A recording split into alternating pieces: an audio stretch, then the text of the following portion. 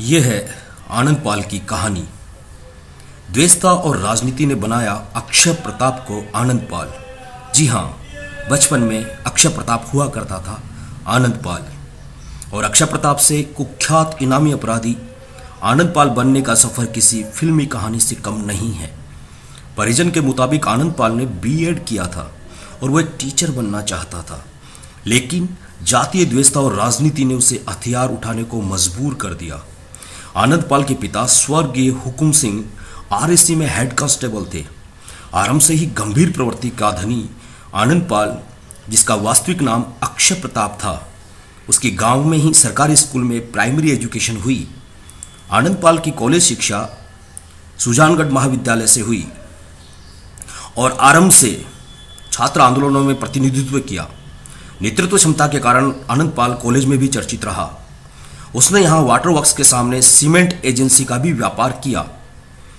लाडनू पंचायत समिति में पंचायत समिति सदस्य का चुनाव भी जीता, लेकिन चुनाव जीतने के बाद राजनीतिक दुष्चक्र ऐसा घूमा कि उस पर मुकदमे लगते गए और वो अपराध और शराब कारोबार की दुनिया में फंस गया। इस दुनिया में वो ऐसा फंसा कि चाहकर भी वहां से वापस नहीं लौट पाया। इस काम को आगे बढ़ाने में उसके दोनों भाई भी शामिल हो गए। इतना ही नहीं, आनंद पाल ने अपने एक भाई विक्की उर्फ रुपेंद्र पाल सिंह को लाडनू पालिका का चुनाव भी लड़ाया और उसमें जीत भी हासिल की। इसके बाद आनंद पाल का परिवार लाडनू रहने लगा।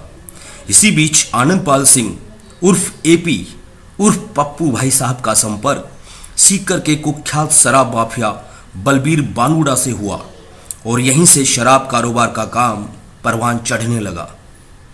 इसी बीच बलबीर बानुड़ा और उसके दोस्त राजू ठेठ के बीच दरार पड़ गई। बलबीर बानुड़ा गैंग में प्रमुख व्यक्ति की जगह आनंद पाल सिंह ने ले ली और शिक्षा की दुनिया में कैरियर बनाने की सोच रखने वाला व्यक्ति कुख्यात अपराधी बन गया। आनंद पाल का नाम लूट, डकैती, गैंगवार, हत्या जैसे संगीन अपराधों से जुड़ता चला गया।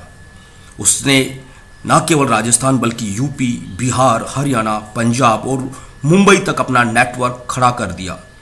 कई दिग्गज नेताओं से उसके संबंध और रिश्ते बनते चले गए और कई तरह के राज आनंद पाल के पास थे, लेकिन आनंद पाल के एनकाउंटर के साथ ही वो राज भी दफन हो गए।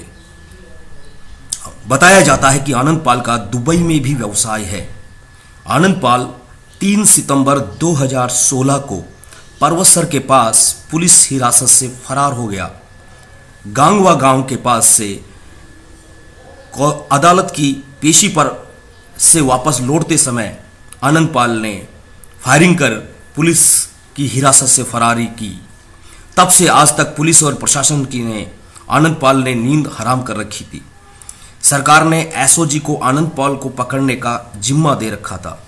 आखिर पुलिस ने 24 जून 2017 की रात को एनकाउंटर में उसे मार गिराया।